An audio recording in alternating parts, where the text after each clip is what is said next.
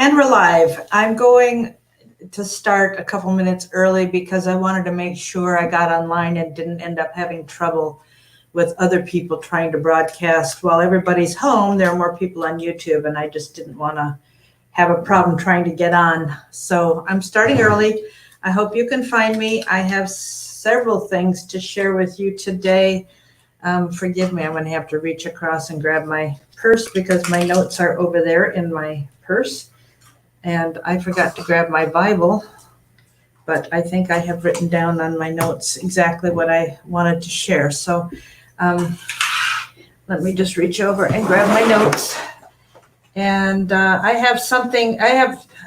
friends with Mike and Polly Heath. He ran a nonprofit up in Maine and did an awful lot to try and protest the liberal things that were going on in Maine. His wife they're both online friends of mine on Facebook. I've never met them in person, but I'm following them and really appreciate some of the things they're saying. So I wanted to start today, and I got permission from them to play this for you. And so I'm going to hold my cell phone up to the microphone here on this screen I've got here. I'm still at the hotel, as you can see. I didn't go to Elly's house.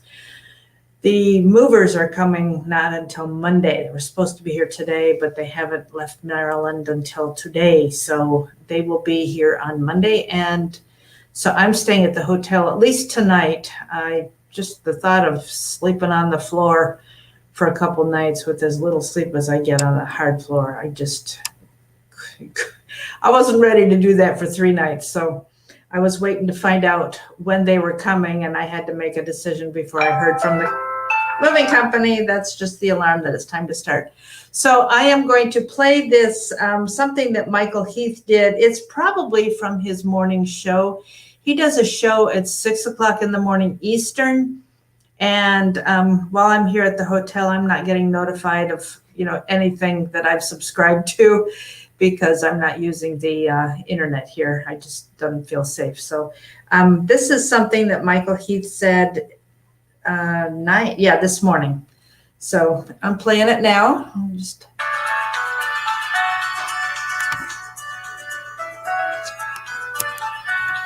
Hello, I'm Michael Heath, and this is a Shield of Faith short entitled COVIDator 19. Anyone who thinks there is a need to construct complex conspiracy theories to explain what is happening is mistaken. John Horvath wrote that. It now appears inevitable that COVID mania will consume the world as we know it. John Horvath opens his column entitled Who Needs Conspiracy Theories? Progressives openly describe the post-corona world, observing anyone who thinks that the coronavirus represented a truce in the raging culture war is very mistaken. The war is only going to accelerate. Bill Gates has planned for this day. Thanks to the internet, everyone knows it. And thankfully, the gloss that is being put on his impressions is not the one desired by the lamestream media. No, Microsoft's virus-prone Bill is not going to come out of this with a shiny sheen. Neither is Fauci or scarf lady. Technocracy and science, in fact, have finally met their match. It seems that progressives haven't progressed as far as they imagined. They are about to get evolved into a more survival of the fittest position. Their knowledge, networking, and arrogance are no match for reality. People are sick of them. The globalist, communist, know-it-alls. If Trump doesn't fire the scarfing school marm and fudging Fauci, then he'll be a one-term president. People of the world aren't going to be happy with the global overreaction to the CCP virus. They are going to demand that their toilet paper be made in their own nations. They're not going to live happily ever after, wondering if their toiletries are controlled by communists halfway around the world. Serious change is in the wind instead of microscopic, red, spiky balls aimed at the cells in your lungs. The distancing that's coming won't be social. Political change like we've never imagined is right around the corner. We are not going to become Bill's slaves. voluntarily putting our souls in the technocratic yoke he and his communist population control planners have been constructing for us over the past 5 or 6 decades. They've been allowed to get this far, and this is way too far, but they will not be allowed to go any further. My soul is parched. I long for goodness, truth, and beauty. I'm starving. If it weren't for the intellectually and spiritually stimulating content I'm able to access on YouTube, I'm not sure what I'd do with my mind. It is so gratifying to listen to honest voices unfiltered by corporate greed, identity politics, and diabolical ignorance. The Christ hatred, or Spaphobia, if you will, is suffocating. Shame on the church for ignoring the internet and allowing it to become Satan's preferred distribution channel for pornography of all kinds. The most virulent form is feminism. Injected into the internet's lust food is an especially contagious strain of egalitarianism, which is literally draining the testosterone out of the world. Thank God for men like Donald Trump, Boris Johnson, and Vladimir Putin. They are flawed people, as are we all. But at least they are men, and proud of it. But the most potent males on the planet are the holy Christian men, the ones dedicated to subsuming their sexual desires under their love for God. The West needs them now more than ever. They are the antidote to the sexual revolution, which was an especially shameful period of psychological warfare. It is more precise to say that Christianity's doctrine and dogma on human sexuality is the antidote. Roman Catholic men who dedicate themselves to Jesus Christ in a dramatically pure manner are uniquely equipped to help us morally right now. And they want to help all of us, not just Catholics. Jesus Christ requires that of them. They exist to benefit everyone in the world. Their call is not just to Catholics, just as the Mass and the prayers of all Christians are not just for Christians. God delivers his grace to the world through faithful witnesses to the truth of the gospel of Jesus Christ. His church is inexorable. Our current crop of weak, compromised, and wicked leadership will be swept away like everything in the path of Lake Mead's purifying water where Hoover Dam burst. Nothing remains. On the spiritual ground cleared of modernist and postmodernist detritus, God's seeds of love, goodness, truth, and beauty will take root. I know it. It is God the Father's time now. He is allowing this cleansing flood to overwhelm us. It is for our good. He is just. He is bringing an end to the wickedness of baby killing, sodomy, and usury. He is calling us on to love through repentance. Arnold's famous Terminator was a machine made to appear human. COVID-19 is God the Father's COVID-nator, his judgment made to appear as a virus. God is in the business of bringing good out of evil. Pray. Amen.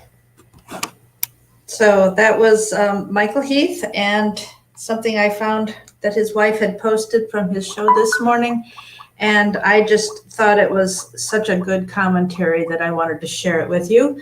Where is Larry? I don't know where Larry is. He was supposed to have been moved yesterday from wherever he was to wherever he's going, and I have not heard anything more. I haven't tried to call him. Anyhow, I was listening to Dave Dobbenmeyer this morning, and he made an interesting comment that I wanted to share. Let's see. I'm distracted by the chat. Sorry about that. Dave was talking about the online churches, and he had an interesting comment. You know, when we can't be together for Easter Sunday, I stopped by a church where there was a man out front changing the sign here in town. And I stopped to ask what they were planning to do for services, and he told me how to find them online. Dave Dobbenmeyer this morning made a comment. If we have now been forced into an online church. How far is another step for them to monitor what is said, what a preacher is saying in his online message? And they either turn off the channel or they make restrictions on what the pastor is allowed to say. We are like, remember, Larry has told us, hold your fingers up, rub them together.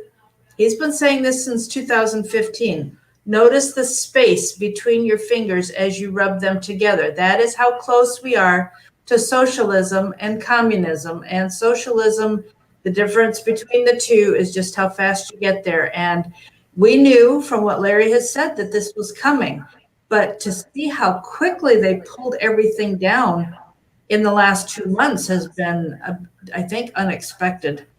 I'm sorry that Larry hasn't been able to be here with us, but he will be back as fast as he can.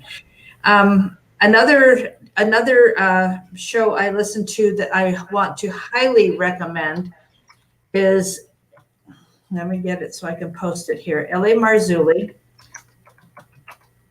That's the website, the YouTube channel. And his show yesterday was Acceleration Radio 4920, that's the date. And the name of the show was The COVID Coup. It's a 59-minute show, and he was interviewing the whole time Dr. Graves. Dr. Graves has a conference call with a whole bunch of doctors from all over the country, and they have been using the hydroxychloroquine, and there was some other medication that she recommended. She said it is possible to do the test with a finger prick, and they get the results almost instantaneously, rather than sending the test to the lab or to the lab, which takes days to get the results back. And sorry, I didn't turn the volume off. And so there's an awful lot that's being done. She said that it only takes a penny per pill to make the hydroxychloroquine. And the FDA has approved it for hospital use only, not all the doctors, and to be able to prescribe it directly for their patients. And they're charging anywhere from $9 to $25 per pill when it only takes 1 penny to make it. So Larry has said very often not to discuss anything for sure without proof. Well, this is Dr. Graves telling us an awful lot. And I highly recommend that you go and listen to that show with him. I was gonna read a whole bunch of things from the book of Mark today, and I left the Bible down in the room and I didn't bring it down with me. So I'm just going to recommend Mark 6. It was interesting to see what was being done, what Jesus was saying. Mark 6 talks about 2 different times when Jesus fed 5,000 and then 4,000. And here they fed the 5,000. They had 12 baskets of food left over. And that's when they had the 5 loaves and the 2 fish.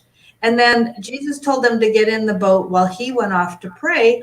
And then the storm came up, and he goes, and they're freaking out. And he goes, well, what's the big deal? How come your hearts are so hard? Didn't you just see the miracle that just happened in feeding all this people? And then immediately afterwards, when they get to the other side of the lake, he's there preaching and teaching and healing, and the end of the day comes, and the disciples come back to him and say, where are we going to get food to feed everybody? And he makes them sit down. They find 7 loaves this time of bread and a few fish, and he feeds them again. And he's going, what's with you guys? Look at what has been done, and you don't realize what's going on. Anyhow, I just wanted to, as I have talked about no fear, I just wanted to use that passage to encourage you to guard your heart with all diligence, especially with no fear, but don't let your heart get hard to what we know God can do through all of this. So,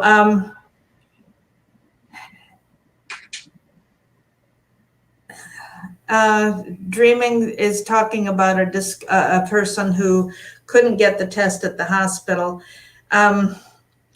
Somebody else is talking about the 5G and the food shortages. One thing I read about the food shortages is that because of all the panic buying that was done, a lot of the warehouses have been emptied out. And so we could be looking at some real shortages come summer because that the warehouses are empty. You're shaking your head, Elly. Is that not true? Have you seen something different? Because of the Walmart warehouses I called here, they're full. Oh, that's good. What they're saying is they're full. The truckers are having problems getting into the states, like New York and California. They're just backed up. They're so backed up.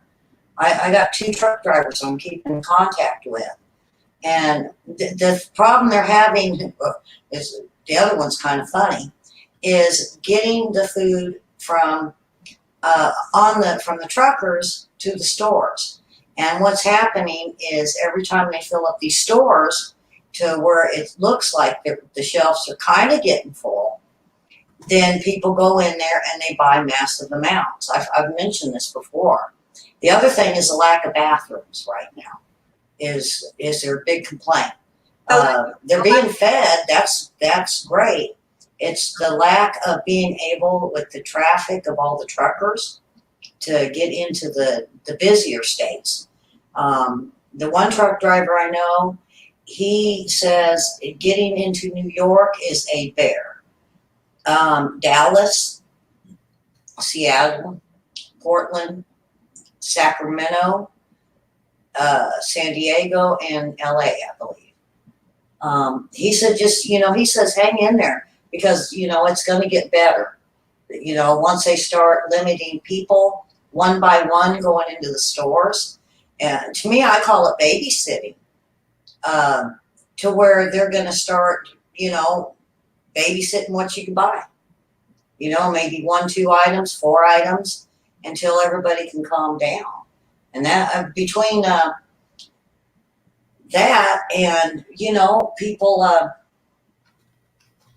buying, trying to return stuff now, the return lines are even worse. And they said it's just causing a big mix up at the stores. So.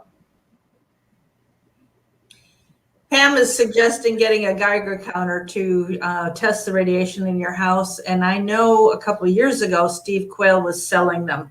So that's a way, that's a place to check into, being able to buy one.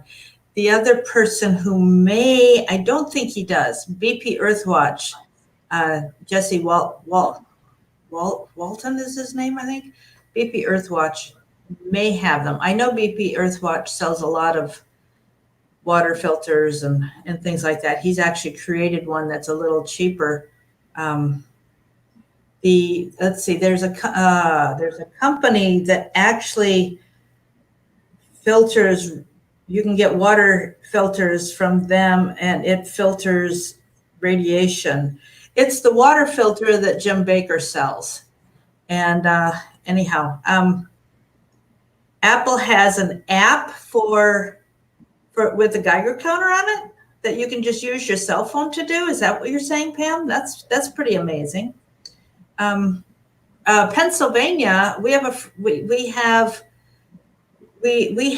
a gal from our team here whose husband is a trucker in Pennsylvania, and she's posted a lot on Facebook how the Pennsylvania's Democratic governor is blocking truckers coming through Pennsylvania, and her husband trucks from central Pennsylvania into New York, and he's stopped.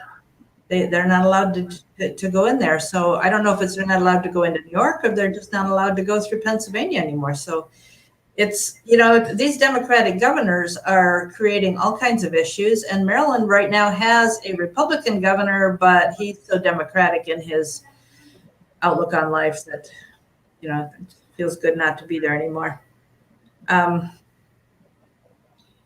Anyhow, go ahead, Elly. What else do you have? Oh, lots. So sorry, Rosebud. I seen that, and I'm so very sorry. Maybe you can ask the coroner to do that test. If they will, if they're even going to let you close with her dying. Someone else mentioned a garden right now. You in that new place, Mary Ellen, you ought to grow a garden.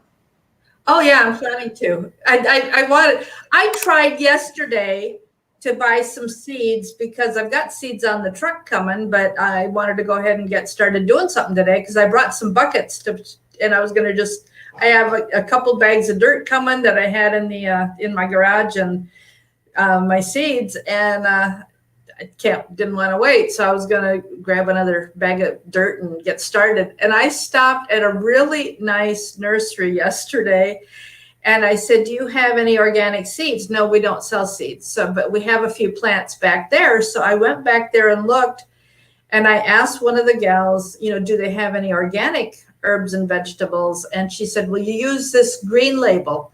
Look for this green label. So I grabbed a few things that had the green label. They were plants, not seeds, but that's okay. And so I went to somebody else, a young man, and I said, it doesn't say organic on here anywhere. Are you sure these are organic? And he goes, what's organic? And so then he called his boss over, and she said, well, we know they don't use any chemicals when they're growing. I said, well, they could start with GMO seeds and it still not be organic. And she didn't know what I was talking about. So I've got to start again. Yes, Randy, that's what I've got on the truck. So hopefully they'll be here on Monday and I can get started. But at this point, it's already, I know in Arkansas, people have started their gardens quite a bit ago, a couple weeks, 2, 3, 4 weeks ago. So to start from seed now is a little late. So I was going to see what I could get. Anyhow, I don't know. I'm going to try Walmart and Lowe's after the show today because those are both nearby. So see what I can get. Rosebud, not being able to be together is really hard. And Larry has had his family members right with him, many, many, many hours. And they're blocked from being with him now. And when I talked to him day before yesterday, his voice sounded, and his thinking seemed much clearer than normal, or than it has been, and he was looking forward to being moved, and he just sounded so crestfallen when told that they could not move him because of the virus stuff. So Rosebud, I'm really sorry about not being able to be with your mom. That's just not fair to either one of you. And that's hard. That's just plain hard. But remember, folks, we are right now functioning as if we were a communist country. Remember, Larry has said socialism has already taken over the judiciary. Congress is trying to do it. The only thing we don't have under communism right now is the White House. Everything else is. And look what they're trying to do now. Which interview did you see with Deborah Tavares? Because she has said so much about the fried eggs. The fried eggs, but about I'm reading your text. She had so much to say about 5G and DARPA and so on. So how is Larry? Larry was supposed to have been moved somewhere yesterday, and they said they were not allowed to move him, that he didn't know if they would find another place to move him to. So I don't know. I did not talk to him yesterday. So we're still waiting to find out. And I have not spoken with his wife yet. I did see her in the doorway yesterday, but I didn't stop. So go ahead, Elly. So anyway, you were talking about the governors. Yeah. Bill Barr had an interview with Laura Ingraham. And, when he mentions stuff, I always go and look and see what he's actually talking about. He mentioned the prisons. And the reason we're having so many problems with the governors is there's a group that is totally over 90% funded by Soros. And it's called the Brennan Center of Justice. And what he has done is sent letters to all the governors and telling them to use executive action and on these prisons to let a lot of them go. And he's pressuring them on different things to do. Now, President Trump talked about that, I think, yesterday, and said that only people who have just about finished their term and have their for nonviolent crime would be released. But there's the conflict between, or the competition between states' rights and federal supervision overseeing everything has been something that's been there from the day our founding fathers started our country. So there are states' rights to do what they want, but we know that these states that have Democrat governors are not going to be doing right by people. And as soon as the people are out of prison, they are free to go anywhere in the country. So, well, see, what had happened was when a lot of the different governors started doing this, it caught the attention of the Department of Justice. So Bill Barr had them look into it to find out who they were releasing and who they planned to release. And they were actually in the mix putting in, the bank robber, that guy up in New York that kept robbing banks. But there was quite a few rapists and pedophiles, third degree. And they had let loose. And a couple of really hardened criminals. And when this had happened, Bill Barr stepped in, and so did the Department of Justice, and found out about this letter. And now the Brennan Center Justice is really in a lot of deep water with Bill Barr. And this is what blocked it. And that's where, Trump came forward yesterday. So this is why Trump was able to come forward yesterday, because we'd stopped it before they started releasing who knows what. The list supposedly was pretty scary. And so Nevada, the state of Nevada, the governor had the hydroxychloroquine being hoarded for use by the prisons and wasn't letting it be used by the hospitals or doctors. So that was an interesting tidbit I read this morning. Did you see anything about that? I think so. And the other thing is the model numbers that have came out. And Pence, being on the coronavirus task force, has brought in some doctors that have worked with, the chloroquine, and there's 3 others. And when they did this, and I've told this this morning on my news, basically they said when they started looking at the fates, the facts, the charts, and their models, basically it's a wasteland. And their new numbers that came out this morning with the charts of the curve is about a quarter of what they had in their facts. And so what Pence has done is he's pretty much decided that it is full of flaws, he says. The data is wrong. The models are just lost all credibility. This is good news.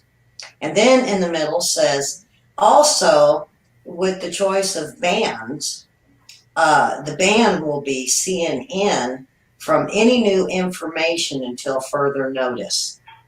I don't know if that's going to be a day or forever, but this is what was coming out of Washington. And they said they had hundreds of deaths on, or hundreds of thousands of deaths, over 100,000 deaths, when there's actually about 58,000 deaths actual. So the numbers are way off for what they're getting. And this task force now said they are no longer going to work through the federal program, but now they're going to start working with the state and local, each state in their local areas for their numbers. And Mary Ellen, this is what I was saying the other day, that you remember I said it seemed like there was just a loss in it going from the hospital to the health department. Because I mean, I've been on this. I have nurses looking in these hospitals, and there just it didn't make sense. These numbers were wrong. And I kept saying there's got to be a mess up from the hospital to the health department to the state to the feds. And that's exactly what they were saying. So, I mean, I was like, yeehaw, Elly got it right. Yay, well, you often do. And, you know, I even found in my email today the next report from what's going on in the 5 hospitals from the nurse. So, yes, this is, I mean, I've got news like crazy today. I got some news on Fosse that I'm going to have to do on my show tonight, because this is, see, what it was is I got some news on it from one of my friends that does another news show, and that they caught it, and they said, but you know what, Elly, I think you got the info too. And I said, what do you mean I got the info? And they go look in your Clinton files. And so I got to looking in my Clinton files, and it was like, lo and behold, I found a lot of Fosse stuff way back with the Clintons. And so I'm working really hard on it. And, you know, it's just him and the relationships. I've been able to pull WikiLeaks stuff. And this man and the World Health Organization guy and all of them, they have been together. Even Kerry was in some of this stuff I found. And it goes way back into the 80s and 90s. Well, all of them, every single one of them. And if you think that lady that's with them, Bricks, there's pictures of her too. And you know, she was real pretty young. I've got pictures. Dr. Burks? Huh? Dr. Burks? Mm-hmm. Oh, she was real pretty when she was young. I got the pictures. And I didn't even know it. I didn't even pay attention to the stuff I had. So, you know, yeehaw, thank you, Larry Nichols. Because if I wouldn't have been looking into the Clintons, I wouldn't have gathered the stuff. And, you know, so now, you know, I can really dig in Fosse. And now the other thing was, now, Mary Ellen, you're going to like this one. You're really going to, this is going to make you laugh. I know it. It was, you know, it's one of them funny stories I get you with. Well, there is a Jordan guy that's an Islamic scholar, and you know, he's in with the government, and he's like someone that really they look highly to.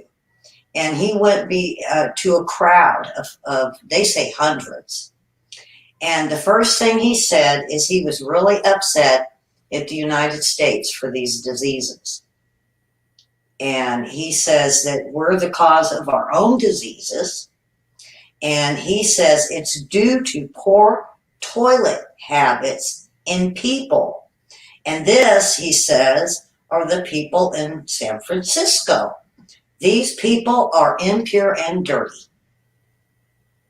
And this was out of Jordan. Come on now, this is funny. That's some funny stuff. You said this was out of who?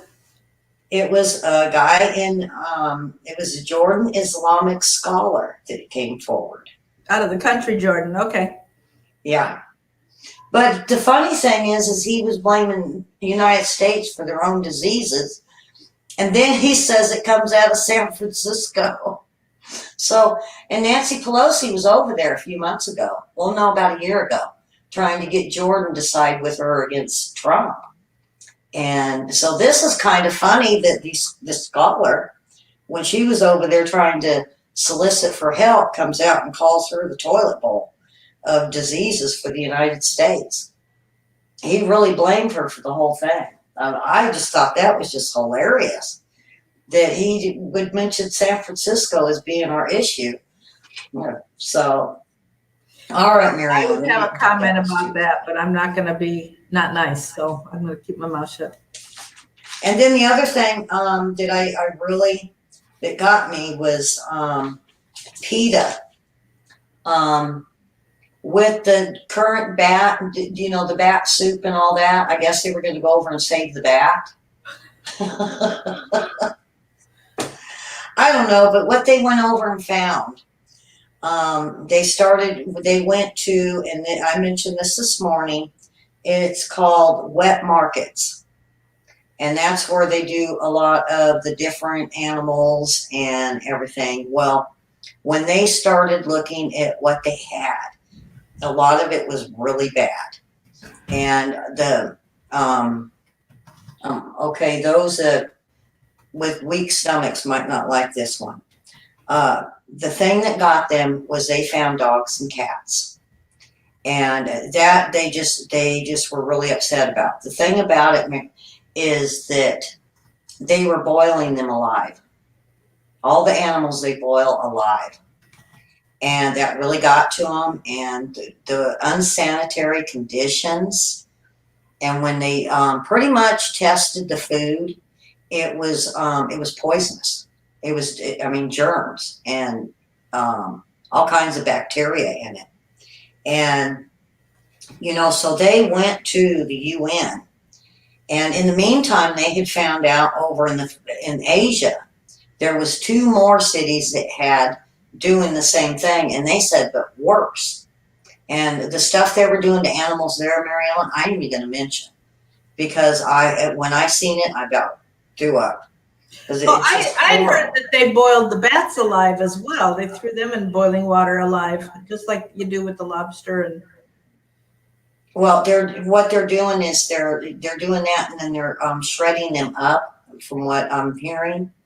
And because they let it sit and out in the open, and the flies are getting to it, and maggots, and like I said, I'm not going to go no further with this. Well, listen, that's, you know, letting flies and maggots get to it. I mean, when I moved to Jamaica, we would go to the local butcher shop, and they would have the animal hanging, you know, the dead animal hanging from the ceiling on a hook, and you would ask for what you needed, and they would slice it off and weigh it and wrap it in newspaper and give it to you.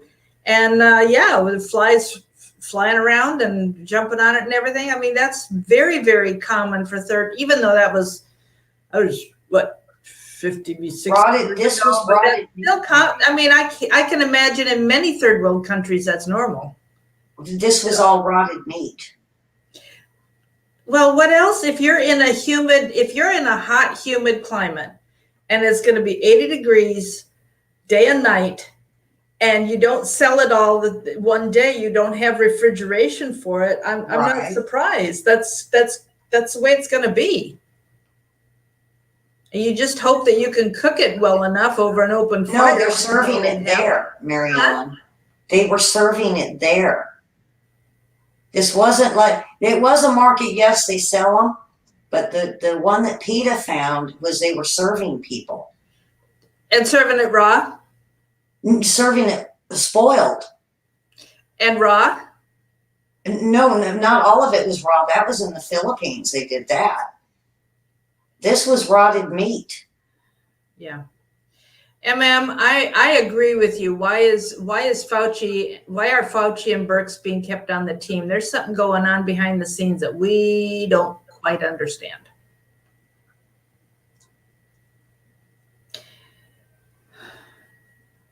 So what had happened was when PETA alerted the authorities, they pulled in the UN and the Department of Justice here in the United States.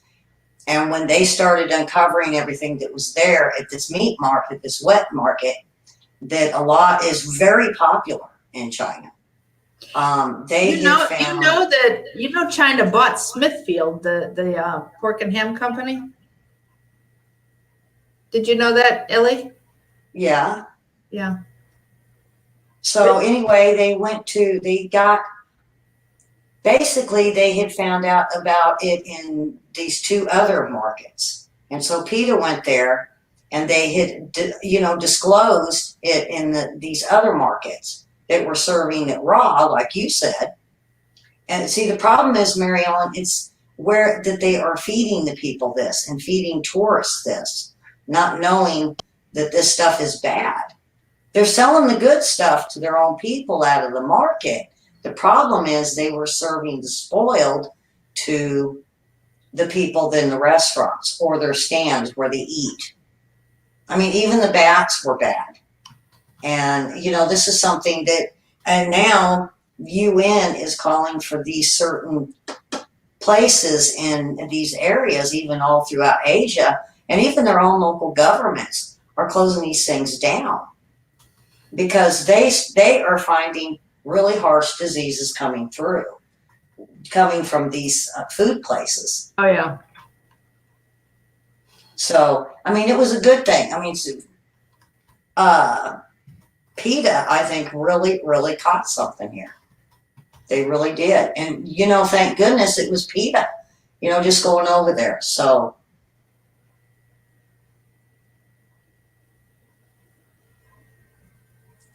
and then, let's see.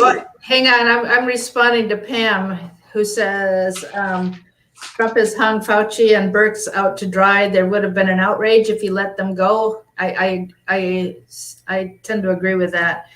The public sees them now and are vetting them. I hope that is true. Wait until the mainstream media turns on them. Boy, I sure hope that happens.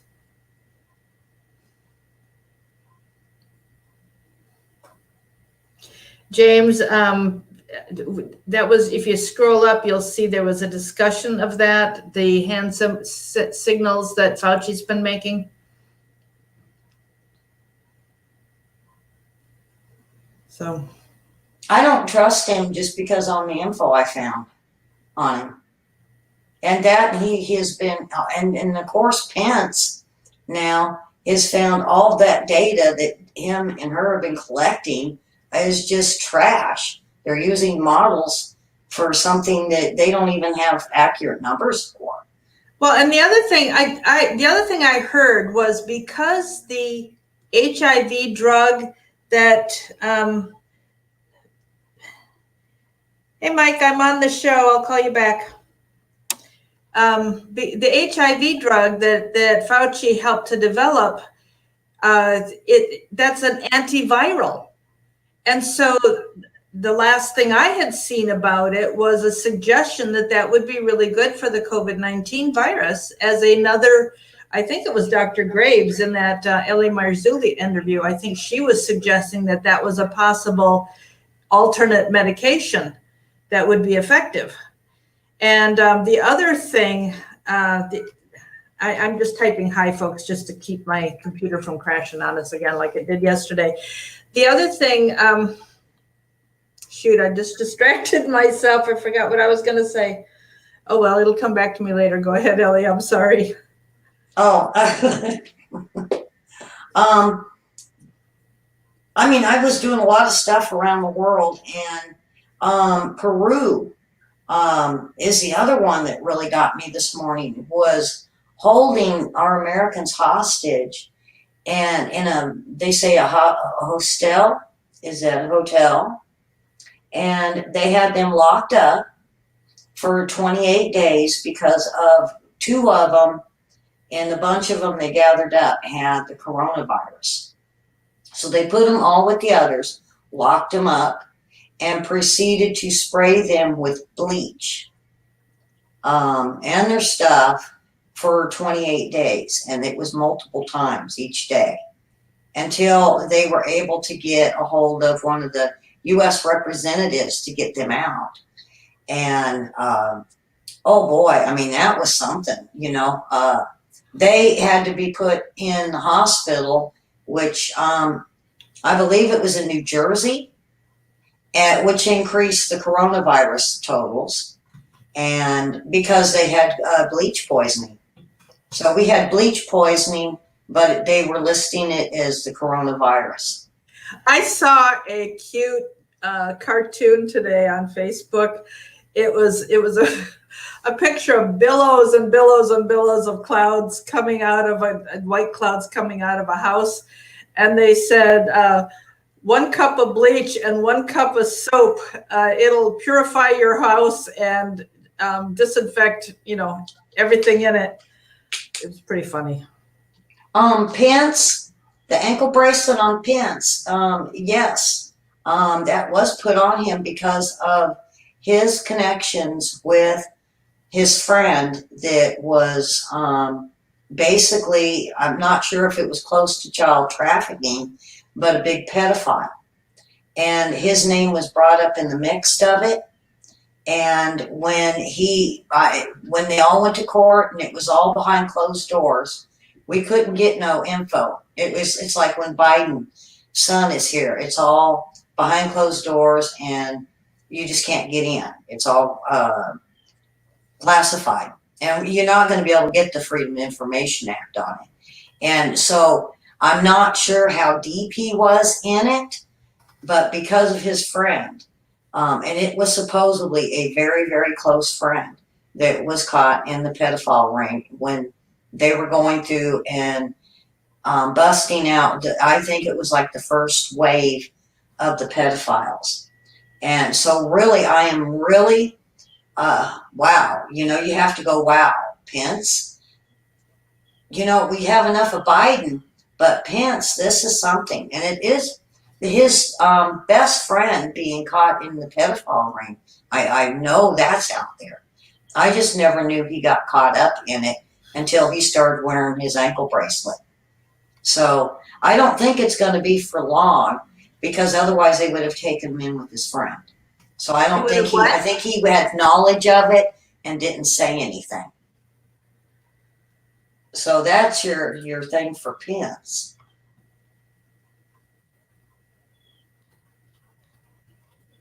So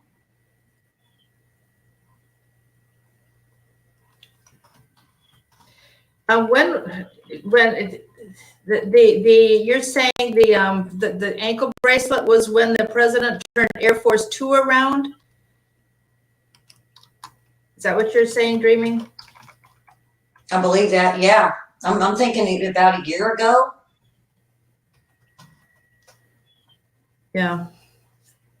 Keep your friends Dreaming close probably and your knows. enemies That's closer. what happened. I can't remember. I can't remember when it was turned around, but there was a lot of stuff going on, and I know there was Dreaming. Wasn't there something that happened, and they were almost looked like for his own safety he'd turn around and go back? I just can't remember what happened. Yeah. I just can't remember what happened that day because Trump was. I'm thinking Trump was over at like G20 or something. He was what?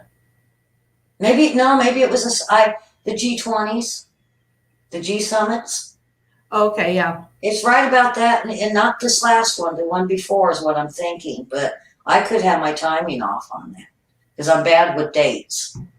But yeah, that is something we really need to be concerned with Pence with, is, you know, to find out, was he in on it, or, you know, if the judge let him walk away out of that courtroom with just an ankle monitor, there's something to it. You know, it's like when we got Bill Clinton here, we didn't get him for rape like he should be charged with. They got them for the Clinton Foundation out of Cersei. Well, don't forget when the sheriffs were at the White House and Trump and Pence were there and speaking to them. As Trump left the room, Pence behind him walked up to one of the sheriff from Chicago and handed her a note. And everybody was wondering what kind of, you know, scheming was going on there. Yeah. You know, so when they got Bill and Hillary here, that's when her ankle monitor went on her. And Bill was considered basically house arrest. And he was up on the penthouse of the Clinton Library because they got quarters up there. They got a real nice penthouse that he stays at. And, you know, I've told a few people this, but when he was locked up on that roof, our rapes went up in the state for little girls. I mean, it might be a coincidence. But he was in the penthouse? When Bill Clinton was in the penthouse, we had 12-year-olds disappearing, 14-year-olds disappearing, and the same amount of age being raped by a stranger. It went up when he was here, and the only thing that makes me think, you know, it might be a coincidence, but, you know, once maybe, But the few times I found out when he was here, the same things happened. And so that's sick. I'm just keeping an eye on it. So next time I see that they're here, because I keep track of where they're going. And the next time I find out he's here, I'm going to watch the papers once again, because these little girls keep coming up missing, or we're having rapes. There was one that was brutally raped when he was here, and she has no clue. Dark mask, dark clothes, big guy. He didn't talk. He didn't say nothing. I'm not sure. I don't want to get into the details of rape, but they just didn't really have much DNA to go on, and it wasn't enough that they could do anything. But it just keeps happening. And I haven't went all the way back to see every single time they've been here, but most of the time, now what I'm hearing from Doc Washburn is Bill Clinton stays here a lot, and Hillary stays in New York. And so that's something I'm trying to keep, try to keep my eyeballs on.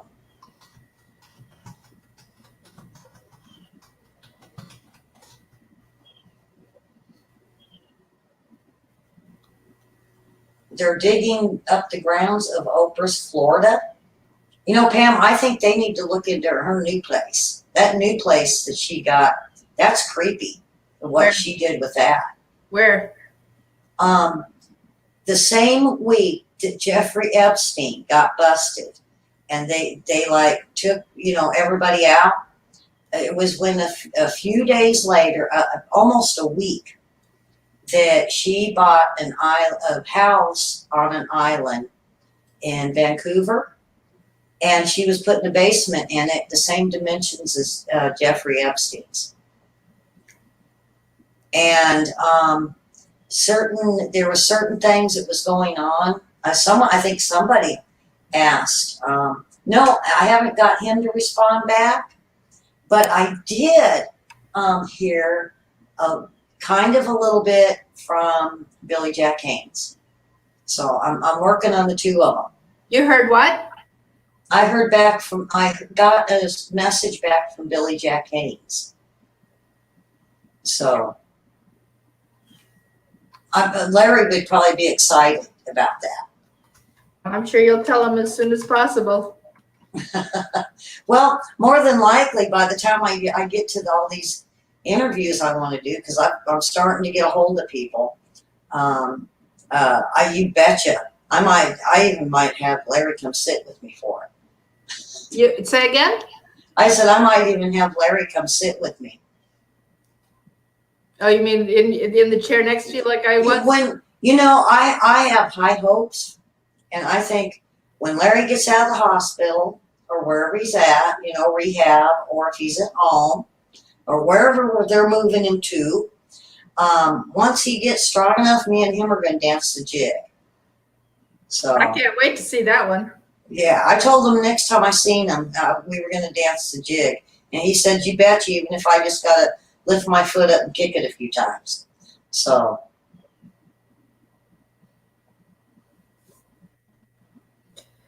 All right, are we kind of near the end of time to make sure we have enough time left over at the end of the month?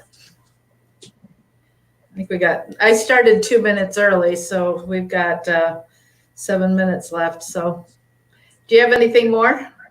No, I'm real busy today. I got so much that's coming in. Lots of stuff coming in, documents, and we're working on, me and my brothers and my sister Beth's working on some real good stuff.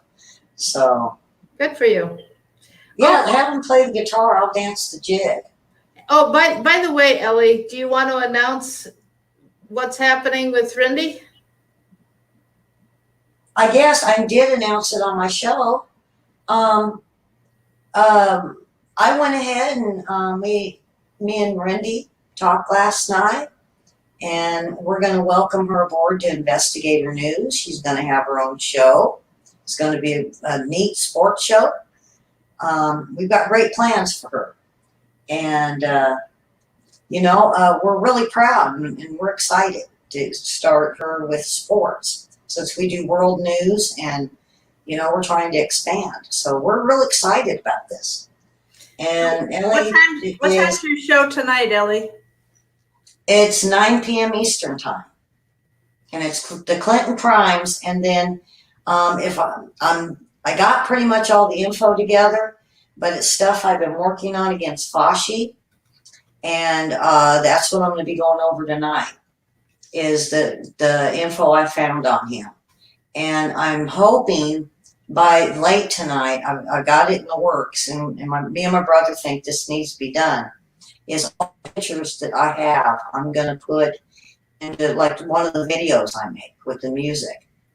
And so everybody will get to see all the pictures all together. So, but yeah, welcome aboard.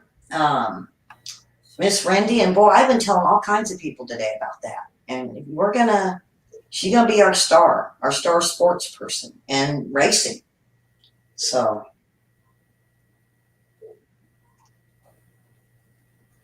All right, I'm drawing a blank. I was going to put in the conference call number because our conference call is at the same time.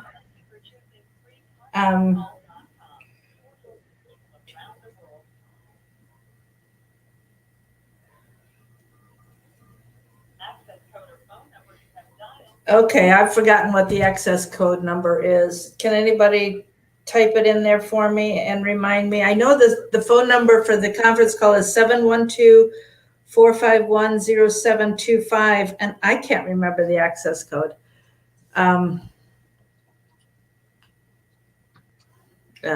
Is it 415? I can't remember. I cannot remember. You're going to have to look back a couple days back to last week. It's in the description box under the video last week. I haven't kept up on what needs to be put in underneath, but it's at the same time as Elly's show. So I can't remember the access code. You'll have to look it up yourself, but I just posted the phone number for the conference call. I remember my ID as the head of the call. 492-215. Thank you. It's 492-215 # for the access code. So 712-451-0725 and 492-215 #. So and everybody have a blessed we spent some time praying for Larry. I haven't done the show. I haven't done the call much this week because of all the commotion in my life getting here and trying to get settled. So we'll be back on schedule tonight. So happy Easter. Absolutely. Happy Easter to all of you. God bless you. He is risen indeed. Mm-hmm. Thanks a lot, folks. We'll be back on Monday. Now, I will have to say on Monday, the moving company is going to be at my house. I do not know how long it will take them to unload. So I'm not sure because this, it's earlier Central Time than it is in Eastern Time. So I'm supposed to have internet hooked up Monday morning. And if necessary, I'm not sure how this is going to work. But if you don't see us Monday, then we'll do an extra long one on Tuesday. So we're going to have to play Monday by ear. But God bless you all and have a blessed Easter. And make sure you find some good services online. Recently, I've been just going from one church to the other on Sunday morning and just being thoroughly blessed on Sunday morning. It's just a time to be quiet and hear from the Lord. There are so many great online services on Sunday mornings these days. So God bless you all, and we'll talk next week. Bye.